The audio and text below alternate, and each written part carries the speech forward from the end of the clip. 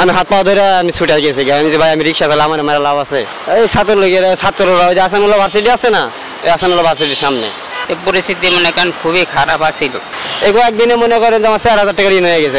বর্তমান দেশের পরিস্থিতির জন্য সাধারণ জনগণ সম্মুখীন হচ্ছেন নানাবিধ সমস্যার। বিশেষ করে মধ্যবিত্ত এবং নিম্নবিত্ত পরিবারগুলো সমস্যার সম্মুখীন হচ্ছে অধিক। সেই সাথে যাতায়াত ও বাজারে গুনতে হচ্ছে অধিক অর্থ। বর্তমান দেশের পরিস্থিতি নিয়ে সাধারণ জনগণের মতামত কি হতে পারে সে ব্যাপারে জেনে নেওয়া যাক। আপনাদের সাথে আমি আছি নবীন নিউজ থেকে আইনুজ জারিয়া। দেশের পরিস্থিতি মানুষজন চলতে পারে না, খাইতে পারে না, ভাড়া মারতে পারি না। বড় লোকেরা তো কামাই করে খাইতেছে ঠিকই, কিন্তু গরিবেরা তো খাইতে পারি না। ভাড়া নেই, বাড়াইছিলাম 2 দিন আগে, ভাড়া 10 টাকা মারতে পারিনি। আজকে শুনছি যে খুলেছে, এই কারণে বাড়াইছি। অনেক গন্ডগোল হয়েছে, এই আসানুল্লাহ ভার্সিটির সামনে গন্ডগোল হয়েছে। আসানুল্লাহর সামনে আমি আটকা খাই গেছিলাম, আমি বাড়ি খাইতে লাগছিলাম মালপেট থেকে। মানে আমাকে মারতে লাগছিল, আমি কইলাম যে আমি পানি নিতে যাইতেছি, তো দোকানের পানি নিতে যাইতেছি, আমি আমার মায়ের নাম কাম করে খাই। পরে কয়েকটা ছাত্র চিন্তা ভাত টাত খাইতো দোকানে, পরে কইলে যে ছেলে এই এলাকারই থাকে ঠেক, যে যেটা ভালো আমরা পাবলিকের মতনই, পাবলিকে যা বলে তাই। সরকারে কি করবে? সরকারকে আমার ভাত দিব খাইতে, ভাত দিত না খাইতে। নিজেরা কর্ম করে খাই, এটাই ভালো। রিক্সা চালায় খাইতেছি, 10 টাকা উজুরি করলে খাইতে পারি, নাহলে বউ পোলাপানো না খায় থাকে, নিজেও না খায় থাকে, বউ পোলাপানো না খায় থাকে।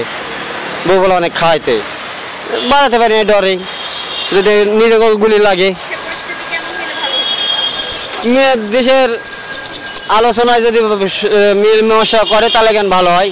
সবাই দুই পক্ষে বসতে হবে, বসে মীমাংসা করতে হবে একটা, মানে যেটা সঠিক পথ সেটা করতে হবে। না হলে তো এইভাবে মতন থাকলে তো দেশ কানায় যাবো, মানুষও তো কানায় যাবো।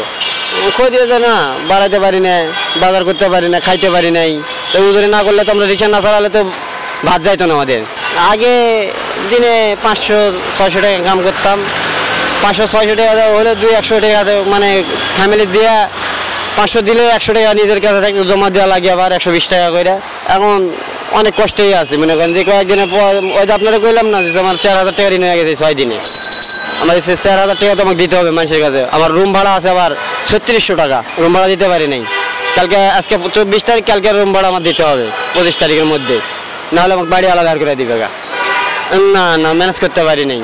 3600 টাকা কেমন? আমি যে 6 দিন কাম করলে আমার 3,000 টাকা হইতো, আমি তো 6 টাকা ইনকাম করতে পারি নাই। আজকে কেন বাড়াইছি আমি? দেশে বর্তমান পরিস্থিতি তো খুবই ভালো, এইভাবে থাকলে খুবই ভালো হয়, বুঝছেন। আমরা চাই যে সবাই এই নিয়ে ভালো থাকুক, সুস্থ থাকুক কামনা করি। দেশে এখন মনে করেন হরতাল চলতে আছে। এখন মনে করেন এই যে হরতাল কয়দিন ধরে আমরা মনে করেন 3-4 দিন কাজকর্ম করতেই নি। লোকে 10 টাকা আসিল না যে আমরা একটা চা খাবো বা একটা দোকানে বসবো 10 টাকা খাবো, বুঝছেন। এই যে আমরা এখন নামছি, কত 10 টাকা আছে আমরা খেতে পারছি। আমি মনে করেন গরিব সাধারণ মানুষ, আমি 10 জনের পক্ষে আছি। দৈনিক 5 থেকে 600 টাকা, বুঝছেন। 4 দিন কাম করতে হয় না। এখন নামছি বর্তমানে সকাল হইতে মনে করেন 300 টাকা কাম করছি।